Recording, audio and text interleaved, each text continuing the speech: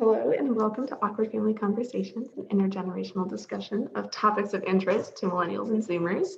I'm here with my dad, Rhett, in real life today. Here we are. I can poke him. It's real life, been more than a year since I've been able to mess with him. And my dad today, this is the longest hair I have ever seen on him, and he attempted to get a haircut today, and believe it or not, it made little to no difference. Hi, Dad. Hello, Ed. Yes, was approaching junior high length. It's back a little bit, so a lot thinner than it was. So very good. So hello, Ed. This is my daughter, Addie. I'm very happy to be joined in person today in our Walnut Creek, California home, where Addie grew up. And one of my favorite memories of Addie growing up, Addie was always a generous child. And when she was, I think, in 6th grade, she took her savings and took us all out to eat for dinner. I did. You did. I It was did. very sweet. Yeah. And it was her sister, her cousin who was living with us at the time, and her mother and me. And we went to Tomatino's. It wasn't even like a McDonald's. It was a nice sit-down restaurant. And Because Tomatino's slap. and she was, it was very, very sweet. It was very sweet. So I enjoyed that dinner. And for a lot of reasons, but it just goes to show how generous Addie can be in her always thinking about other people. So Aw. yeah. Wow, now I feel kind of bad for making fun of your hair. And that's the whole point of me telling this story. Rude. You changed your mind, didn't you? You had a different trivia. I did not. That actually was my trivia. I feel like that's a lie. So what are we going to talk about today in our season of health? Oh my goodness, today's our penultimate episode. One of our family favorite words, actually. And we are going to be discussing how do I keep myself healthy overall, which is how do I put it together by myself. So things that you can do to live a healthy life so that you're feeling good all the time. Sounds good. That's what I like to do, feel good all the time. Feel good all the time. Excellent. Well, that's something that we should all aspire to, I think. The idea. Aspire to get there healthily.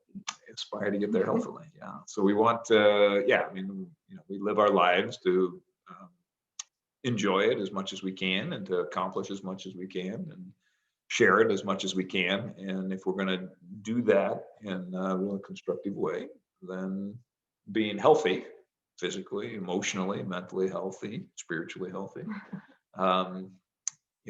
that's kind of what we're all striving for. So, our 2 minutes of internet research this week was about. Ours very generous. So 2 minutes might be actually being a little too generous. Our 2 minutes of internet research is like essentially an entire sentence.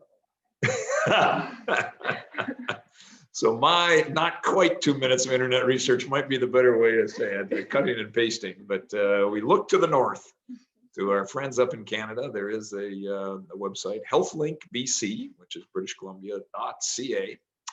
Had a great summary, I think, of a lot of things that we've been talking about over the past 8 episodes.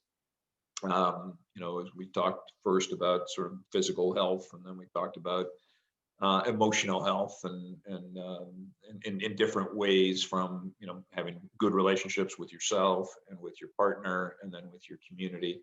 And so we're gonna hit a lot of these themes that we've already touched on, but it's a way to kind of pull it together, because I think it can feel overwhelming. Feel like, oh well, if I've got to do all these things to be physically healthy, but then I also have to do all these things, I have to invest time in relationships, and I still have to work, and I still have to make my house run, and I still have to handle, kids, pets. I got to, get the car to the shop, all this other stuff, all these other demands that we have in our life. And then there's hobbies and things that we like to do.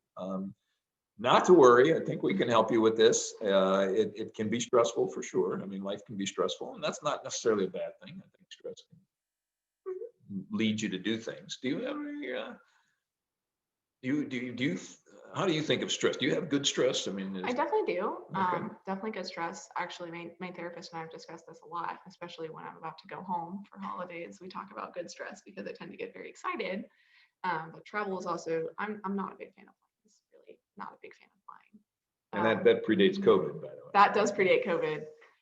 So we always discuss the good stress and how to handle any kind of stress, because even good stress puts your body into some not the best situations. So there's that. But also healthy lifestyle, it kind of makes me think of this is real deep into the diet side, but the 9 essential amino acids, you don't have to eat every single one every single meal. You kind of just want to get a combination of them throughout the day or even week.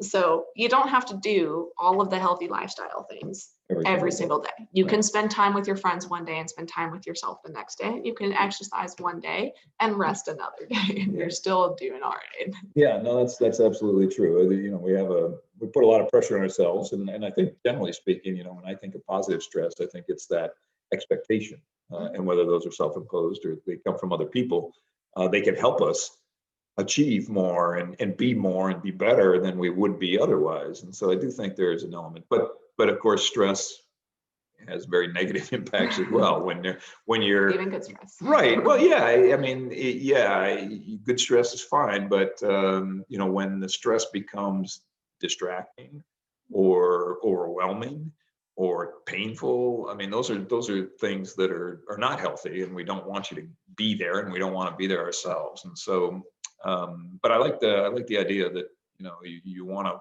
you know, strike the balance really. But I think when we talk about a healthy lifestyle, and as we go through some of these points that our friends up in British Columbia have helped us with, I think we'll see that there are certain themes that underlie a good healthy lifestyle. How you go about living in a healthy way for yourself and you know, the people around you. And I think a lot of it means that you don't give time and energy to destructive things. And so one of the things that, you know, we'll talk about, you know, one of the, you know, when you're adopting a healthy lifestyle, there's a lot of to-dos, but some of those to-dos are to-don'ts, right? Don't use to excess things like alcohol or drugs or caffeine. But here's the thing. I really enjoy it. Well, and so here's the thing, is that if you do that, you're not going to be living a healthy lifestyle. That doesn't mean you never go out on a bender, or you go out with friends and have an extra glass of wine or two, or yeah. So, you know, it doesn't mean you never do those things, but recognize that you need to be very sparing in those ways. And generally speaking, well, and but you also want to recognize that that's not, you know, not healthy behavior in the main, and you can make exceptions. Like, you know, sugar is not a great thing to have, but it's dessert once in a while. You know, that you're willing to kind of trade a little bit of the health for that experience of having something that you really like to do. But it needs to be a little. It can't be the dominant piece of your life.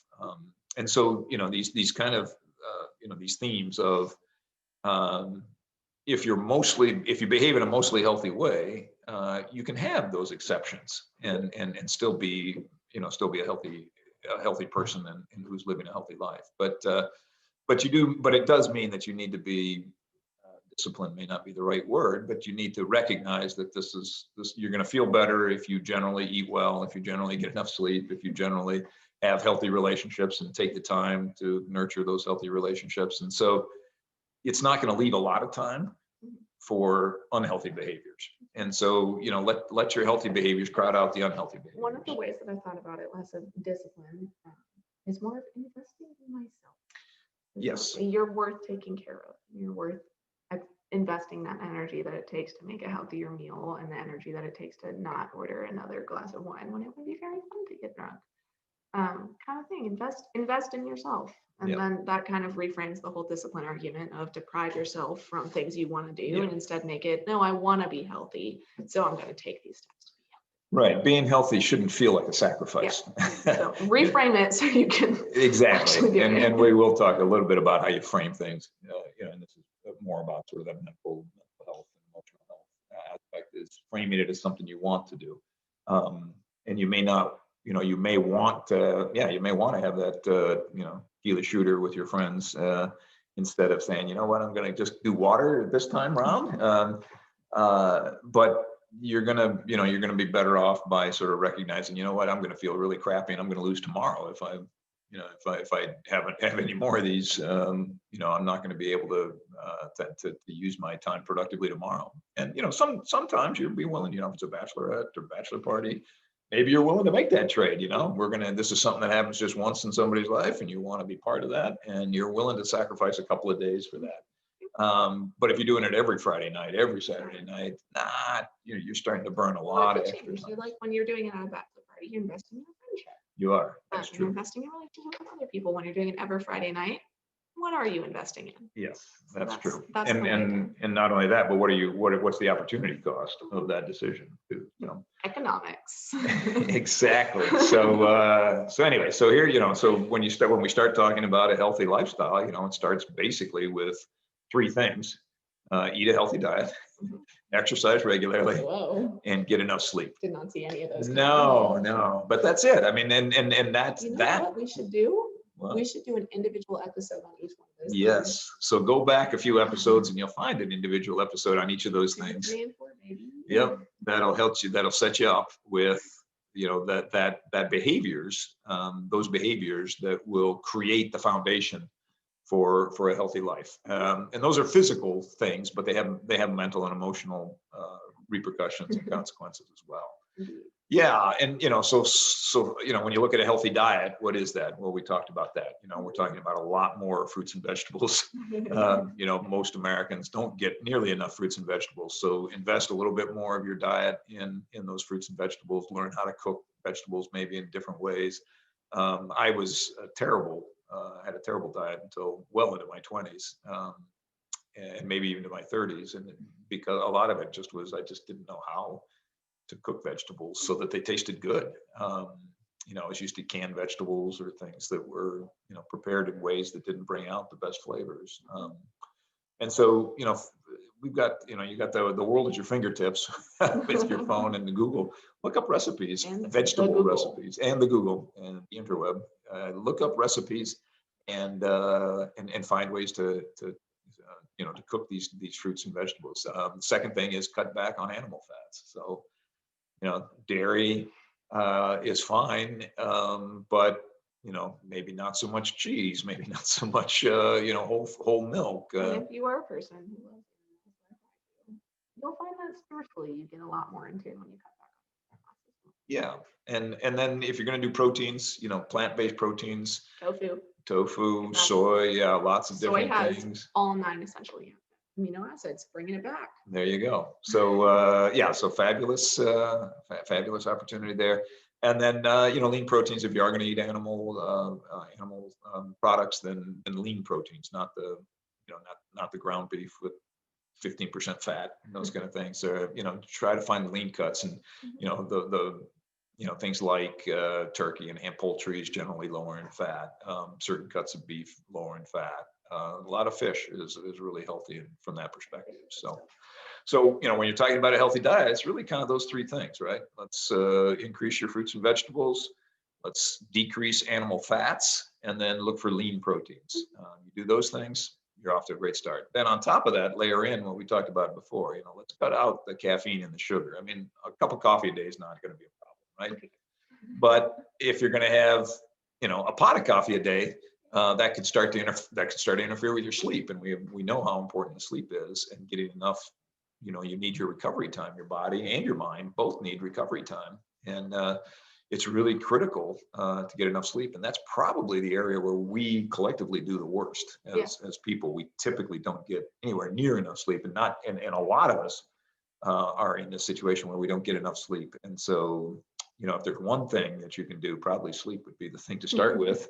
And then once you've got the energy and your body is recovering, then the other stuff may not feel so. It's certainly easier when you start with sleep. Yeah. Yeah. It's only one thing you need to do, right? Get to bed on time. And exercise and sleep really do go hand in hand. If you exercise and then you try to go to sleep on time, it'll work a lot easier than if you just stay in your house, which is what I suffered from in my COVID quarantine, is that I couldn't go exercise anywhere. So it was not sleeping very well. Yeah. And I agree that the exercise for me, that's where I started. That's probably where it started. When I began to live a more healthy life, for me, it started with exercise. And for me, that was about setting goals. Physical, running a marathon was the goal that I had. and I was able to do that, and it has changed my life dramatically by creating, I mean, if you're going to run marathons, you're going to need to get healthy. You needed to get a healthy diet. You're going to need to get enough sleep for your body to recover, and those things help. Exactly. And so, so I think those, that physical health creates the foundation for for general overall health. I think another thing, and speaking of training, things like cigarettes, alcohol, drugs, those kind of things, not great behaviors, not healthy behaviors. A cigarette now and again, a glass of wine with dinner. These aren't terrible things to do.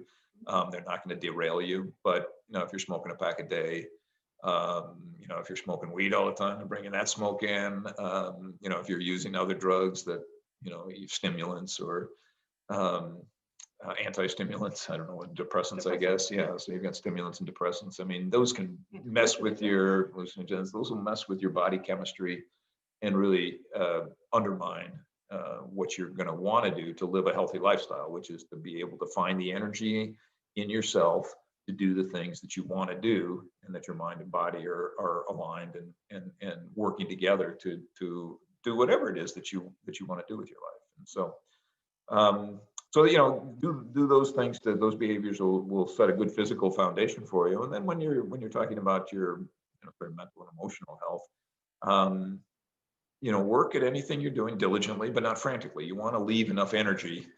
I think energy management, the older I get, and I'm 60 now, so getting up there, but the more life experiences I have, says that energy management is maybe the most important skill to develop. You always want to leave, in triathlon training, the deal is don't work so hard in your workout today that you compromise your workout tomorrow. In other words, it's that consistent day after day after day after day training for a triathlon that'll get you prepared for the event. If you go all hog today, whole hog today, what do you say, ham? If I go all ham today, then I'm not then I'm not going to have, I'll be wasted for tomorrow. I don't know about that. It does. Stands for two, actually. Maybe so. Anyway, the point is, if I will go super hard today and I don't have the energy for tomorrow's workout, instead of getting 2 workouts, I'm only getting 1, and I'm compromising my ability and training. And I think it's similarly, life. That's a good lesson, equally eminently transferable to our conversation today. Is that you don't want to go so hard today, and this is back maybe to the bachelor party, right? If you're going out every Friday, Saturday night, drinking until 2 in the morning, hung over until 6 o'clock the next night. You're looking at me. It's been like 4 years since that Well, happened. that's fine. Well, it's been a lot longer for me, but I've done it too. I don't think anybody is immune from this. But the point is, what you're doing by those behaviors is you're undermining your ability to do anything the next day. And that's the semester I did worse in school. So,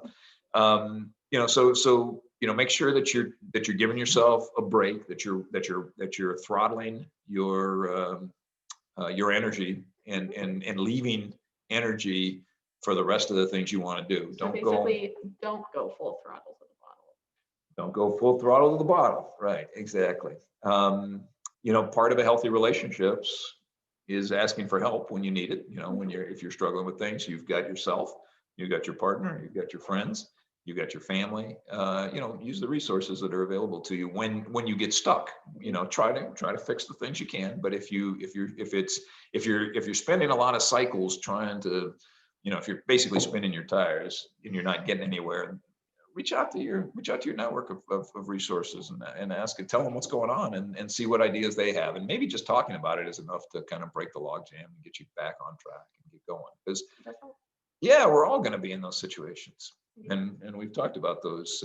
You've got some really good, healthy friendships, and you're able to reach out to people and help you kind of break through. What's that? Lots of people in the corner. Lots of people in your corner, and you're willing to use them. You just don't keep them in the corner and don't do anything. It's weird because you think to get people in your corner, you have to do things for them. But really enough, the way to get people in your corner is to really rely on them. My friends know that I trust them, so they know that they trust me. Yeah. Which means that we can both use each other.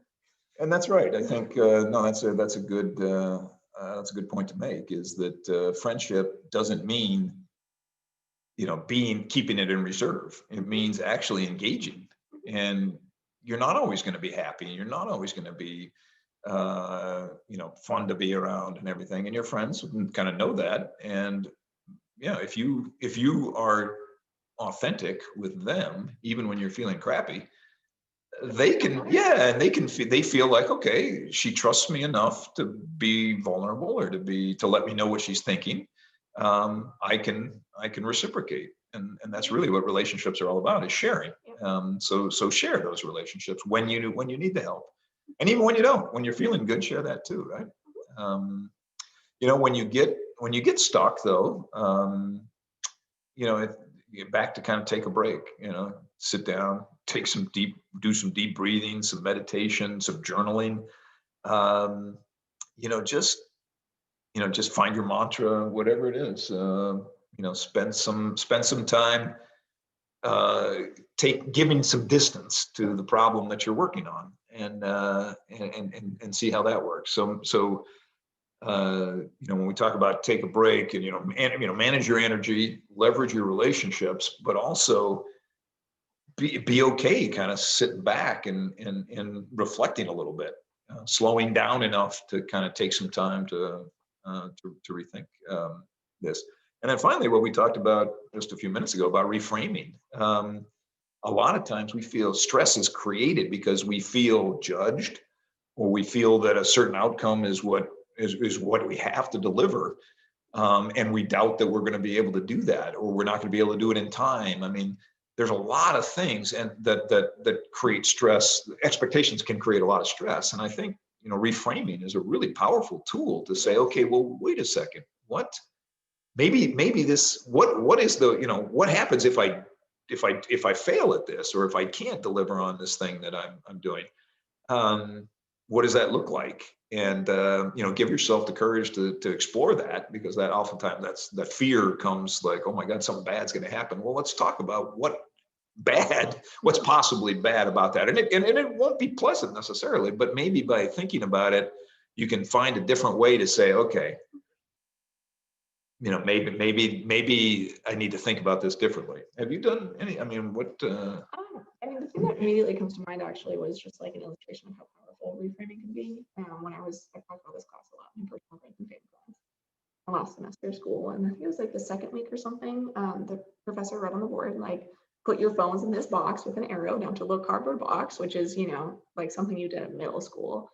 So your first reaction was like, ah. Yeah. And then the rest of the paragraph that she wrote on the board was, it's worth investing this time in yourself to learn.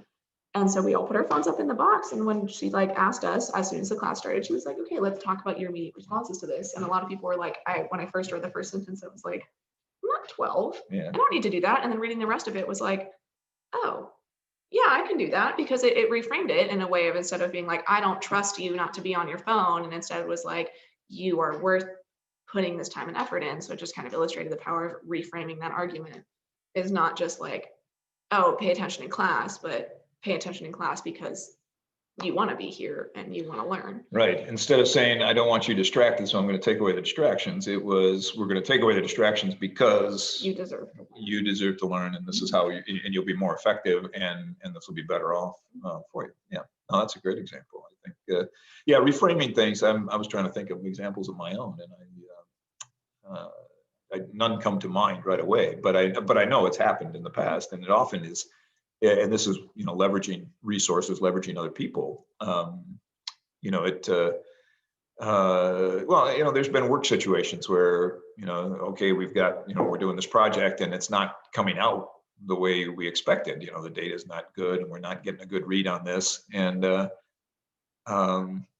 you end up saying, well, maybe that tells us that, maybe that tells us something. But actually another reframing just occurred to me. I had a boss, Dave Martin, many years ago, and he said, we were hiring, I think, and he said, the best advice he had ever gotten when it came to hiring was, he said we lost a high performer. Somebody left the company and was leaving, and and Dave said, you know, his reaction was, oh my God, what are we going to do without this person? I mean, we're never going to get somebody uh, to do this. And he said that to his boss, and his boss said to him, you're right, we have to get somebody even better.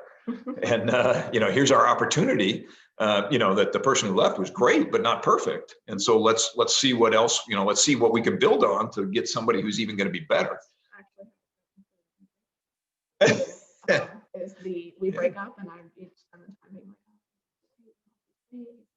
no, but my ultimate tactic for breakups, and I tell my friends, is like, write down all the things you hated about them and drove you insane, and then just kind of like hold on to that dream person in your head until you don't need to anymore. Of just like, well, I can find someone who checks all those boxes, but then also is vegan. Yeah. You could, yeah. I mean, those are just some examples of the way to reframe things that happen, and you think initially, well, this is really crappy, but you know what? And they are, you know, they don't feel great. Yeah, they don't feel great, but you can use that opportunity to say, okay, let me think more about this and frame it in a way that makes it more positive. And we're going to talk about that in a few minutes, about you know, how to think about things positively. Yeah. You know, so we have those basic behaviors, you know, healthy behaviors, things that you're doing both to take care of your body and to take care of yourself emotionally. You know, avoiding excess stress and the negative stress, I think, is really kind of the definition of healthy, living a healthy life. You know, you want to give time to healthy relationships. If you've got a relationship that's giving you stress, you really need to rethink about. Think about that relationship, and what are you really getting from that relationship? Is it worth the price? Because if you're anxious or upset or angry, you know, that's not a great place to be, and you'll find it hard to behave, you know, to practice these healthy behaviors when you're feeling like that. It's really hard to, you know, make sure that you're sleeping really well. hope the girl who's sitting next to you. Did you? There you go. You deserve better. You deserve better, right? So give your time to invest your time in healthy relationships where you know you've got a sense of equality, where you've got trust, where you feel valued, and where you value the other person too. I mean, we've all had those relationships where you've had the needy friend, or the person where you're not getting a ton out of it, but it's all about them. It's all about them. One of my key factors for that is I'm very affectionate with my friends over this. And so if my friends can be affectionate back to me, and if they can respond to me in ways that are complimentary, not about how I make them feel, but just about me. So when I have friends who say things like, I appreciate you because you're really funny, or I appreciate you because you're smart, or you have good advice, then I'm like, you are a good friend. Yeah. But my actual last relationship, every time I was like, why do you like me? He would be like, you make me feel comfortable, which is not the basis for a healthy relationship, because you want someone who sees you. And like, I mean, it's not a wrong thing to feel comfortable with someone and to be happy with them for that reason. But if the only reason you can take to compliment someone, or the only reason someone can compliment you, is because of what you do for them, it's a little self-centered. Yeah, it's a little self-centered, and you're right. It's important, but it's not the only thing that should come up in those kind of situations. They should be able to find something that's unique to you and best to you about you that they appreciate, and that's what I find in all that has nothing to do with them. That's what I find in all my friend relationships that are really healthy, is that I can identify something about my friend that has nothing to do with me, and I'm like, I love that about you. Yeah, because you enjoy that about them. Yeah, no, that's a really good idea. Yeah, there's a quote that's attributed to Chief Sitting Bull of the Lakota Sioux. But you know, he said, inside of me there are two dogs. One is mean and evil, and the other one is good. And they fight each other all the time. They're always trying for dominance. And somebody asked him, well, who wins? And he says, whichever one I feed. You know, if you're feeding the angry, mean dog, or you know, you're investing the time in unhealthy relationships, then that's what you're going to have, and that's what you're going to feel. Whereas if where you feed your health, you know, your time and energy into the healthy relationships you have, then that's going to come back to you as well. And you know, you're going to end up with where you put your energy. And we'll talk again about yet another reason why it can be, yeah. And everybody's got different levels of empathy and things that they're comfortable with and everything. But you're right that in the end, you know, relationships are about sharing. And that means it's as much my time. It's as much about me as it is about you. Mhm. And there needs to be that balance between me and you. And we both need to draw from the common well, and we both need to contribute to the common well in roughly the same proportions. Um, you know, spending time with your, if you find that there's topics or, areas of thought, everybody talks about sex, religion, politics, being uncomfortable and adding stress. Well, if that's true, if you have topics that give you stress, spend a little time self-reflecting why, and why is it important that, if discussing those topics with other people gives you stress, you should understand why that is. And in the end, if you can't really reconcile that, if it's just kind of like, it's just, I don't really want to have those conversations, then you owe yourself not to have those conversations. I mean, ideally, you'll find yourself in relationships where you can talk about these very these topics where you do feel vulnerable, or where you might feel vulnerable, and realize it's okay to feel the way you do about whatever the topic is. But with any healthy relationship, you want to stay open. You want to accept any other feedback or any other input that may or may not change your thing, but your perspective on these things. But this idea that you should avoid stressful topics. Yes, but maybe you can find a way to engage in a way that doesn't bring that kind of stress. Because I think if you really want healthy relationships, you should be able to talk about pretty much anything and be respectful enough. Because remember, when we talked about our relationships, respect was really key there.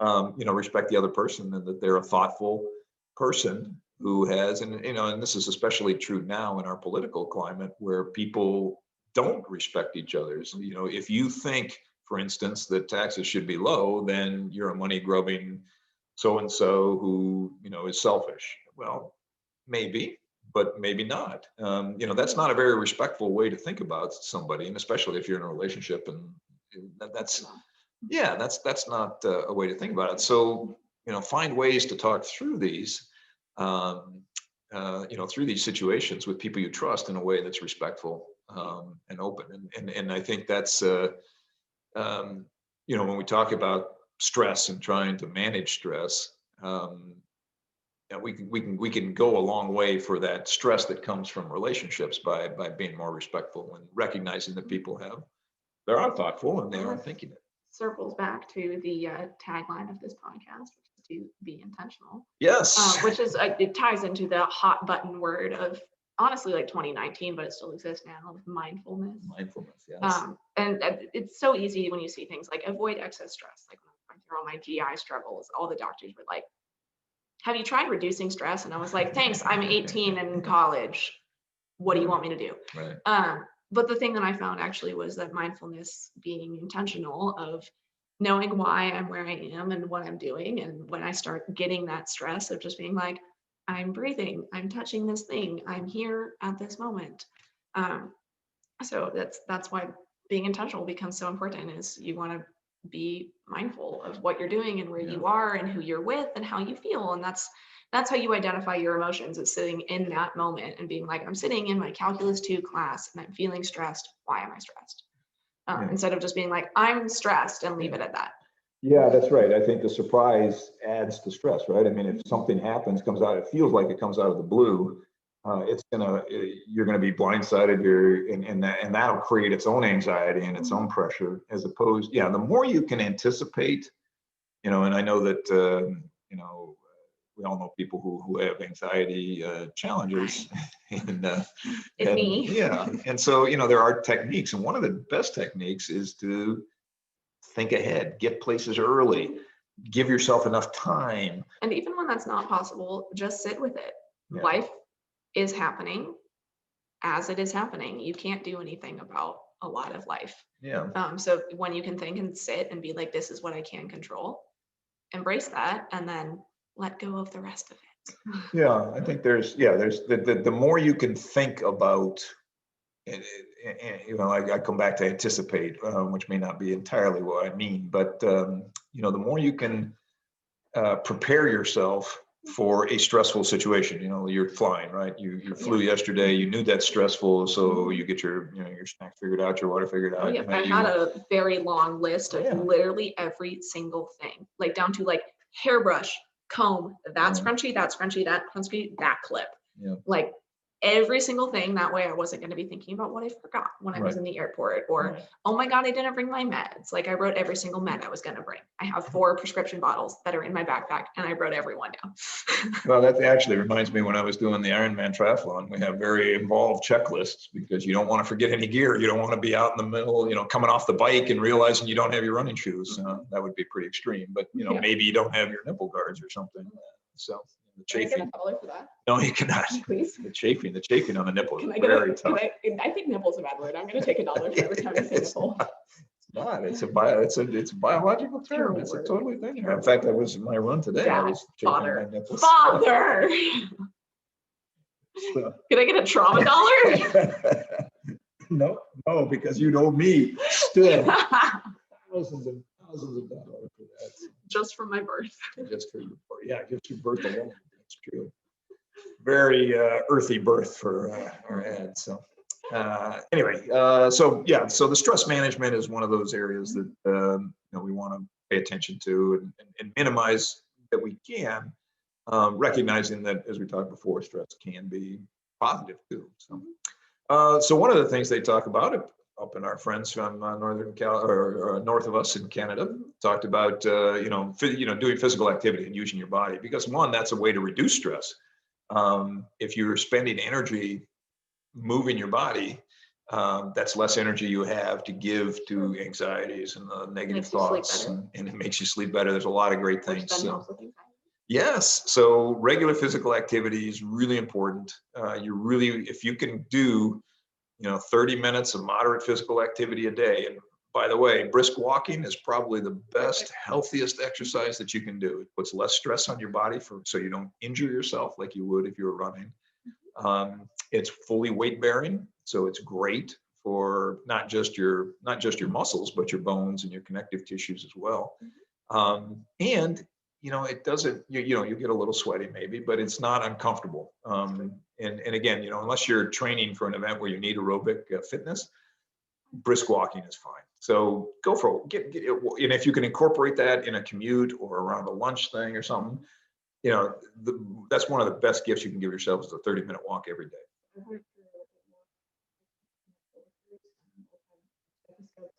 And every time I asked someone, they were like, what you do? And we're like, we are vet techs. So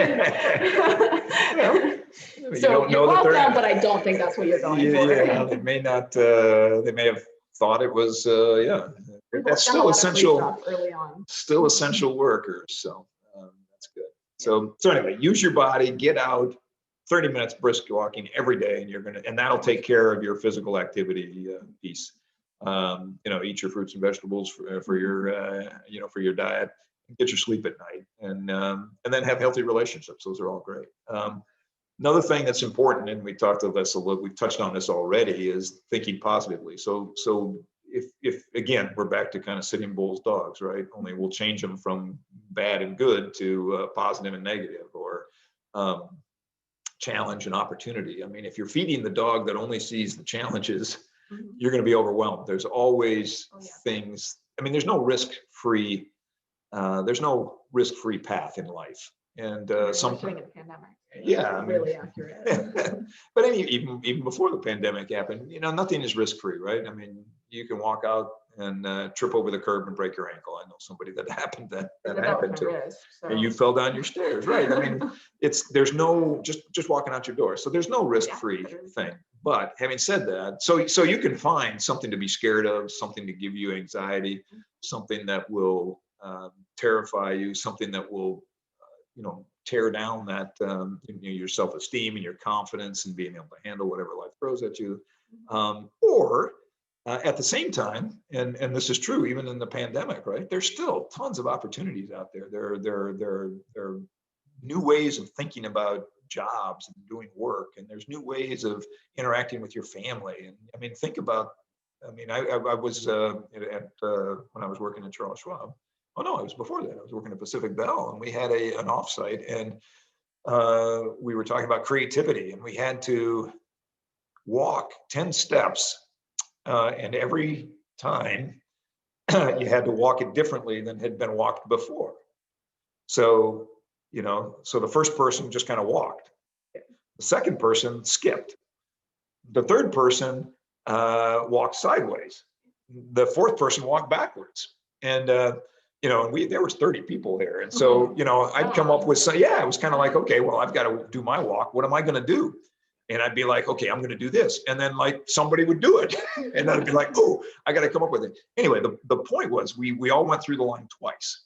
And the person, the facilitator said, okay, seems like a silly exercise, right? I mean, we just took 5 minutes, everybody walked around. He says, but who had stress thinking about what they were going to do? And just about everybody raised their hand, right? Like, oh my gosh, what are we going to do here? And he said, okay, and how many of you had thought of something and then had somebody take it, do that, so you couldn't use it anymore? And it was like everybody raised their hand, right? And he's like, yeah, but you found another way. You found a way to do this. Human creativity is essentially unlimited. And even in times of high communal stress, like we're suffering now with the pandemic related recession, people are out of work, businesses are closing, people have been home for months and months and months, and we're suffering from mental illness and all kinds of very negative things are happening. And yet at the same time, tremendous amount of creativity happening. People are finding different ways to express themselves, different way to connect with people, different ways to raise money for charities that they were doing, different ways to help their neighbors. It's human creativity is really limitless, and so you can spend your time focusing on the negative. Oh my God, we got a pandemic, and I'm really stressed. Yeah, I get it. That's true. But don't feed that dog more than sort of sustenance way. To spend the rest of the time thinking more positively, finding the creativity that's inherent in all of us, and living for the opportunity, trying to find the opportunity as opposed to the challenge, instead of being shying away from the challenge, and recognize too that challenges are opportunities for personal growth, right? It's a chance to think about things differently, to reframe. How am I going to reframe this in a way that sets the table for me to actually do something positive? And so I think those are, when you have stressful situations, it can feel overwhelming, or I should say, because it can feel overwhelming, and it can also be a doorway to a new.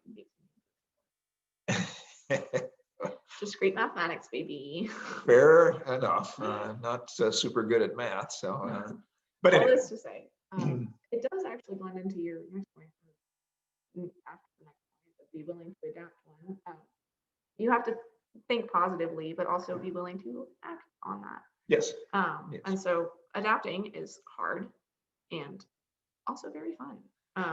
It can be. Yeah. And it can come with its own stresses. But let's talk about that. One of the things that we're not alone in the world, right? And so. Aliens. Well, I was thinking more about healthy relationships. Aliens. And, we have people that we know, and we're not going to get our way all the time, right? And even if we think we've got the best answer for a particular situation, maybe to keep a relationship healthy and thriving, maybe we compromise a little and say, you know what, I think this would be a better path, but this other path will get us where we need to go. And watch the movie Arrival. Yeah, that's a Aliens. great movie. Yes, right. It is a great movie, and it is about aliens, but also it applies to this moment. So, like I said, aliens. So anyway, this idea about being willing to adapt, being willing to compromise, being willing to listen to and be open to other people and the people that you have relationships with. Think about, maybe you want to re-examine your expectations and reconsider your response to a particular issue. And maybe you're willing to say, you know what, I really do think that this will get us there faster, but I'm willing to take the slower route because I value our friendship and I want you to feel like I'm listening to you. Also, your whole. Yes. Every time someone would take your stuff, so you'd have to do something else. You'd have to do adapt something into the new else. situation. You had to adapt, right? But Exactly. then also on the flip side of be willing to adapt, also be able to trust that you can. Because that's one of Yes. the biggest things with my anxiety is I often tell myself that, oh no, I can't do this thing. I won't be able to. If this doesn't happen the way that I'm expecting it to happen, I will not carry on, which is demonstrably not true as I'm still alive. So Well, there's trust in yourself that you can get through whatever is going to happen. You will adapt, and the only way to adapt is to really lean into it. Yeah, that's a fair point. I mean, I think self-doubt is one of the big Mhm. crippling things that Oh, we yeah. have. You know, it keeps us from really pursuing, you know, all of our dreams, and it can be a healthy thing. I mean, if you doubt, if you're willing to say, you know what, I don't think I can do that, so I'm going to use that as motivation to really understand that, study harder, practice harder, so that I feel Or like, to enforce your boundaries on the flip side and be like, I'm not going to do oh, that. I'm not going to do that. Or to give yourself permission, maybe, and this gets back to reframing, is, you know what, I will never be an NBA basketball player, but that doesn't mean that I can't do something physically, and that I can't enjoy going down with my friends and shooting hoops in the backyard. I can't, you know, we can play a game out there, and I don't have to be NBA quality to be able to do that. But you know, I don't have to be perfect. And I think, you know, that self-doubt, you know, the perfect is the enemy of good all the time, right? And you know, I'm a terrible potter. I love pottery, but I'm a terrible potter. And you know, my bowls are rarely even. You know, my glazes aren't perfect by any means, but I do enjoy it very much, and So recognizing do my friends. and recognizing that that's good enough, right? I mean, that's good enough for me. I'm not trying to make a living as a potter. I'm just out here enjoying the process, and it's fun to have stuff at the end that I can share with people, and it doesn't have to be perfect. And I think, you know, and we talked about this a couple episodes ago about, you know, giving every moment what you have to give it, while still making sure that you're not emptying the tank, so that Always doing your best. No always matter do what your you're doing, best. you're doing your best. And that doesn't mean that the best you could ever do, period. It just means the best you can do right now, given everything else that you have on your plate For that thing. Yeah. for that thing. So, you know, you can't give 100% to everything. And you don't have to. You should. And yeah, you can only give 100% to one thing, and all of us have many more than one thing that we're doing. So you're not going to give 100% ever. So find out what the appropriate amount is, do the best that you can, given the other choices that you have to make, and be okay with that. And, you know, looking at the big picture, making your bets, and recognizing and accepting, you know, hey, I'm not going to be perfect at everything. I just want to be really good at this one thing or two things, and then decent enough at all these other things. Well, that circles back to the point right before this one. Learn to relax and have fun. Well, That's one of my things is skating. Roller skating has become a big thing in this quarantine on TikTok, where people are amazing roller skaters, and I'm not good. I'm very clumsy. I don't fall right, which I didn't know that was a thing that you could be bad at doing, falling. I thought that at least I'd be good at that. I'm not. I'm terrible at it. But I have so much fun when I'm skating with my friends, and I'm not good at it. I'm probably never going to be good at it. I don't really want to. I have no interest in learning how to do tricks. I just want to go around in circles and maybe go backwards sometimes. But that's like, I'm learning to accept that, like, that's enough. I don't have to be a famous Instagram roller skate star to enjoy roller skating. Yeah. That reminds me when you were a soccer player too. It's not good. No, well, you don't have any fast twitch muscle fibers, so you don't have any I was speed. a fantastic midfielder though. Well, you need speed to be a fantastic midfielder. What you had, however, was incredible touch on the ball.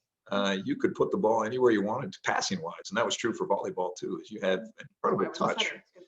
Yeah, well, except that you don't have the fast twitch muscle fiber. I said I was a good setter. I didn't say I was a great setter. Okay. But my point about the soccer was simply that you loved soccer practice and you hated the games. Never saw you happier in a game than when you were being subbed out. When you were coming out of the game and they were subbing somebody in, you had the biggest smile. I'm not competitive. No. That's a lie. That's a gosh darn lie. Are you not? Are you competitive? Are you really? It depends on the thing though. I'm competitive on like one-on-one things. Team sports, I really don't get competitive. Yeah, because I was going to say you're. Yeah. But like if it's me versus someone, I'll fight. Huh. Okay. Yeah, well, I do remember just in soccer, how much you love to just not be in the game. No, how much you love to be part of a team and be part of the just the shared experience. But you didn't want to let anybody down. And so the game was always stressful. Although volleyball, you always enjoyed playing. Going in, but soccer, yeah, that's true. That's true. And you did have amazing touch. If they could get you the ball, you could put it anywhere. It was really fun to watch you do that. So, yeah. So, anyways, keeping talking about adaptations and things. Accept that this is an imperfect world, and don't try to control the uncontrollable.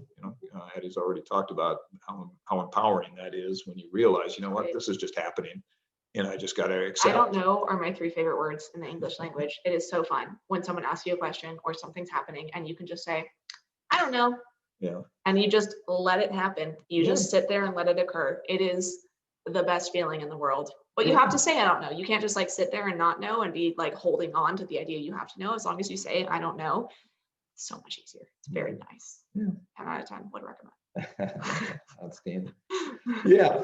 So anyway, when we're talking about adapting and being willing to compromise and give some flex, basically it's flex, right? I mean, the willow trees bend in the wind, right? And they stay up and they do what they need to do and they do their thing, but they also give a little bit. And that's really what we're talking about with this element of being healthy is you don't have to carry the weight of the world on your shoulders. You don't have to make every single decision, and every decision doesn't have to be perfect.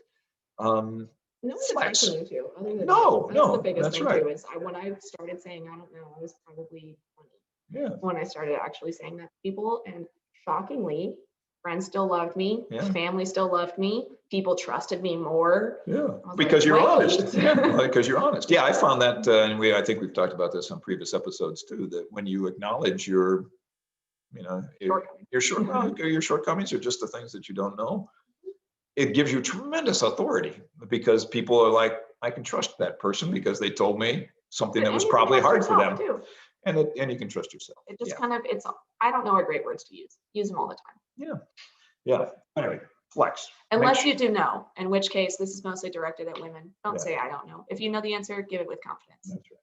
That's right. Yep. Don't hide your light under a bushel. There's no reason to do that. No. Anyway, be willing to adapt, be willing to flex. And what Dawn, and the next piece is what Callie or Addie, and she called you Dawn, and your mother's name and your sister's name here. So I don't know Claire, but I will say Addie, that Addie had talked already about this as relaxing and have fun. Life is to be enjoyed, right? I mean, we're here to enjoy our experience with people. Well, we want to accomplish things too, but part of the heck else are you gonna do? Enjoying the accomplishment is part of it too. But anyway, as part of that, play, have fun. Play matters, right? Enjoy. Set time aside for yourself every day to do something that you like to do, and maybe that's being on the phone with your friends, or maybe it's taking pottery, or maybe it's roller skating. But take the time every day to do something, at least one thing that you really, really enjoy, and then share that with share yourself with others too, because I think that's. Humans are social animals. We are, and even if you are the most introverted person and maybe socially awkward, there's still people that you can connect with, and do those and do that, and don't forget to laugh, enjoy each other's company. Sense of humor can be terrific. So flex and step back, step out. And just find those moments. Now that doesn't mean spend 20 hours a day watching TV because you want to do that. That's not healthy. But half hour, an hour of TV a day, that's fine. Yeah, do the thing. So, and then finally, our friends up north have said that the very last thing, and this gets back to stuff that we had been talking about before. They call it taking charge. I'll call it being intentional, right? Take charge of your life, which means take full responsibility. Don't abdicate anything of that you have control over. Also kind of goes back to what I was just saying about when you do know something. Speak up. You know it. Yeah. You don't have to sit there and think that maybe someone else has a better idea, because worst case scenario, you're wrong. Oh no. Well, or exactly. Yeah, speak up, be heard. Absolutely. But take charge. Things will happen to you that you can't anticipate, or that you don't know how to that things will happen to you that you can't control, but you can control what you do with that. And we talked about the importance of anticipating stress. A lot of times, if you just give a little thought to the next day, before you go to bed at night, take a couple of minutes, look at your calendar for the next day and say, okay, what do I need to worry about tomorrow? And just set that, in your mind so that you can, by planning ahead, by anticipating, by putting yourself, by making yourself aware that these are the things that are going to happen, that are on your calendar for the next day. You can sort of anticipate, okay, well, what. But also stop. Once you have a plan of action, you don't need to go further than that. That's don't true. need to sit there and think about all the ways it could go wrong. No, you don't need all to the do things full. that could happen. Just be like, okay, so I have to go to work, so I'm going to wake up at 5 and I'm going to get in my car and I'm going to drink my coffee and I'm going to get there. You don't have to think about what happens if my doctor doesn't show up or 5 people call out. You don't need to do contingency planning. This is just really about anticipating things so that you can generally be ready if something does happen like that. Again, we're trying to minimize surprises. Take charge of your environment. Find the space and find the physical. Put yourself in a space where you can be your most effective. If you're somebody who loves being outside and you take a job working in a cubicle, think about that. Is that really? I did with audio. Yeah. I love animals. I want to be around animals. And I was like, what I want to do is work with 3 people a day for the rest of my life. And it's not. Yeah. It turns out that's really deeply unsatisfying. Yeah, with technology instead of with animals that have all kinds of different personalities and they're all unique, right? So so be assertive. Part of that can be delegating stuff, but make sure it's things that you're delegating and that you're comfortable doing it, right? If you've got kids and they can take the trash out, make them take the trash out. It'd be good for them, but delegate that to somebody else. That's taking charge. You don't have to do everything. Taking charge doesn't mean you have to do everything yourself. It just means be responsible for your decision making and be responsible for thinking about things ahead of time. Find those resources, those friends, those colleagues, your partner, and invest your energy into those relationships and make them be what you want them to be, which are these equal, fully committed, engaged partnerships and relationships. Say no when you have to, and think about priorities. So I mean, there's a lot of stuff in here about taking charge, but really what it means is be responsible for your life. Take on the decisions that need to be made and make them. And be okay with however those go. I'll circling back just briefly to the learn to say no part.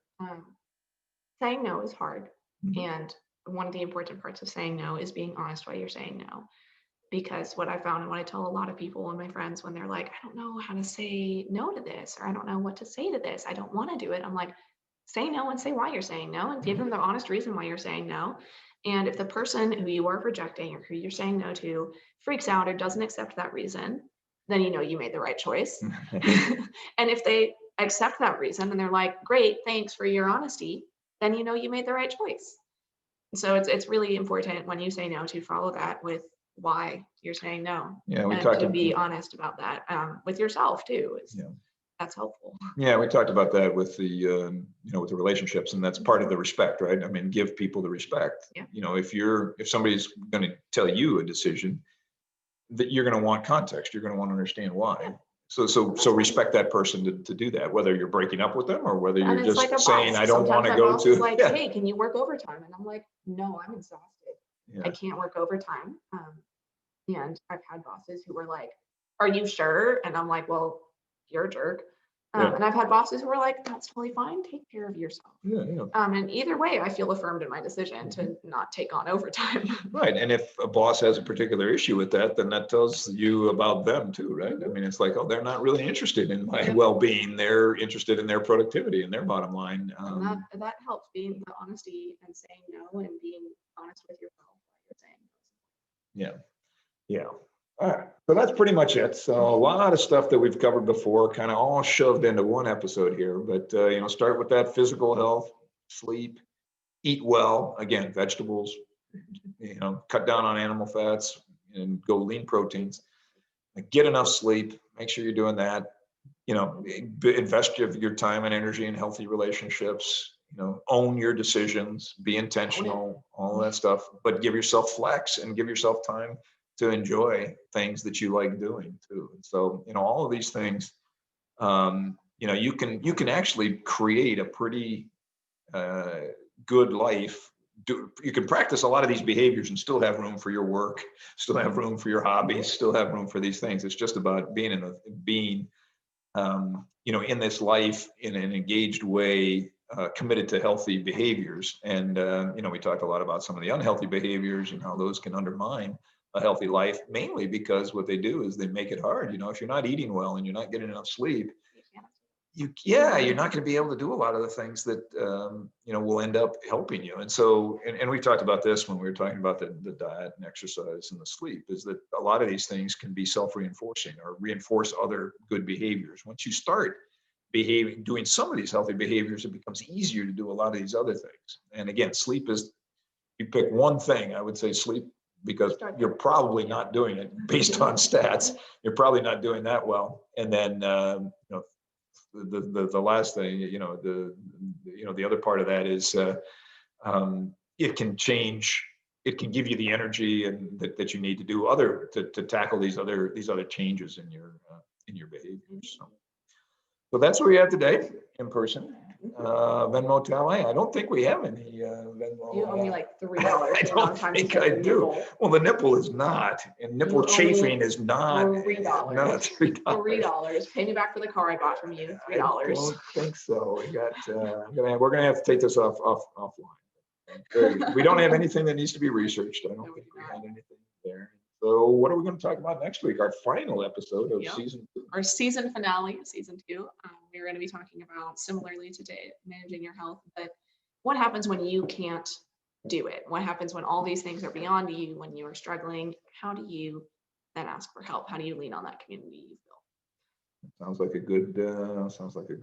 good topic for our last one. Indeed. All right. Well, you can find us on awkwardfamilyconversations.com or on Twitter at awkwardfamilyc1, again, where my dad likes to tweet and like tweets from that account, forgetting to log into his own account. It's very entertaining. You can find us on YouTube at Awkward Family Conversations. Get those episodes a week before they come out on all of your favorite podcasting services like Spotify, Stitcher, Apple, and Google Podcasts, all at Awkward Family Conversations. And however you search people on Facebook, Awkward Family Conversations on there too. You need to get an Instagram. I'll leave that to you. I'm not an Insta guy. Okay. So. I'll figure out my 4th Instagram account now. Okay. Yeah. It'll just be audio intern. It'll just be audio intern pictures. Right. Miss the audio intern, man. Yeah. Well, another week. Yeah. But you've got me right now. There you go. No, that is true. That is true. I have more teeth than she does. You do. You have a lot more teeth than she does. All right. Okay, my love. We'll see you next week back here in this chair. I'll see you in 40 minutes. Well, yeah, that's true too. So I'll see you in 30 seconds. 5, 4, 3. Oh, I'm looking at you. I'm still seeing you. All right. Very good. Thank you and goodbye. I love you, Dad. I love you too, Ed.